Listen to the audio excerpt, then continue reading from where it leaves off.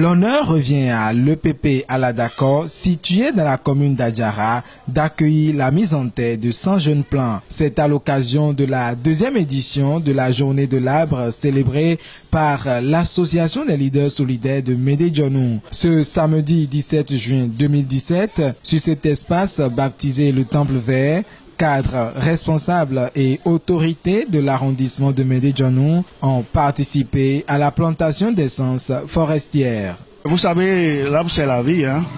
Nous avons déjà célébré la journée de l'arbre il y a 1 an et nous avions promis de revenir chaque année. C'est ce que nous faisons actuellement. C'est participer à la préservation de l'environnement et à la pérennité de la terre. Les essences que nous avons plantées aujourd'hui sont des essences nationales. Nous avons l'habitude de prendre des essences telles que l'eucalyptus et autres qui sont à croissance rapide. Mais il est de bon temps que nos arbres traditionnels, nous puissions les préserver aussi et les garder pour que nos enfants, nos petits-enfants puissent les connaître pour leurs vertus traditionnelles, leurs vertus médicinales, tout et tout. Le plus important, ce n'est pas de planter, c'est de sécuriser, c'est entretenir et assurer la vie de ces arbres-là, parce que l'arbre a une vie.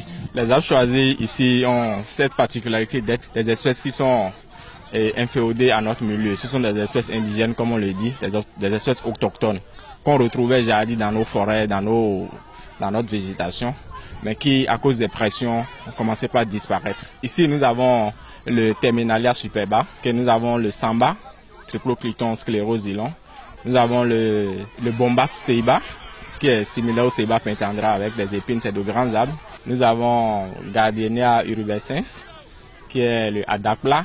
Nous avons le Dialium guineense, qui est le Assissoe, le fruit noir, tamarinier noir qu'on connaît. Ces espèces sont disparues, ont régressé fortement dans notre zone. Nous avons aussi Adansonia digitata, qui est le baobab. C'est un arbre géant aussi, les feuilles, les fruits, tout ça est utilisé dans l'alimentation et aussi dans la médecine. Choisir de perpétuer la génération des plantes médicinales en voie de disparition, un geste fort de sens que saluent les autorités locales. Je suis vraiment ravi ce matin de l'exploit que les leaders sont en train de réaliser en mettant ces essences, surtout des essences rares.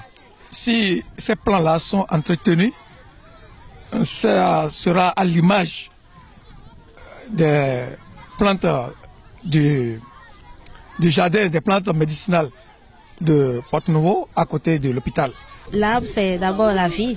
Le seul conseil, c'est l'arrosage et entretenir l'environnement immédiat de là où on a planté les arbres. Le directeur de l'EPP Aladako, bénéficiaire de ce patrimoine sanitaire, quant à lui, apprécie. Ce qui est mis là, c'est effectivement très important pour la nature, parce qu'il y a même des plantes là que moi-même je ne maîtrise pas.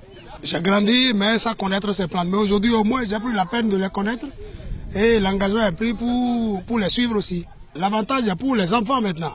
Parce que en faisant des leçons, on peut les amener ici, leur montrer des plantes, comment ça évolue, l'évolution, on peut étudier tout ça là. Au lieu de les amener très loin d'ici, nous avons déjà un jardin d'études pour les enfants. Une communication sur le thème de la journée « Mon environnement et moi » a renseigné par la suite la marée d'enfants et d'écoliers présente à la bibliothèque solidaire de Médé-Djonou. Jeux concours de danse et de dessin ont fait repartir avec des coffrets une 50aine de récipiendaires sur 700 ayant compétit. L'association des leaders solidaires de Médé-Djonou, plus qu'une solidarité, assure l'éducation des enfants.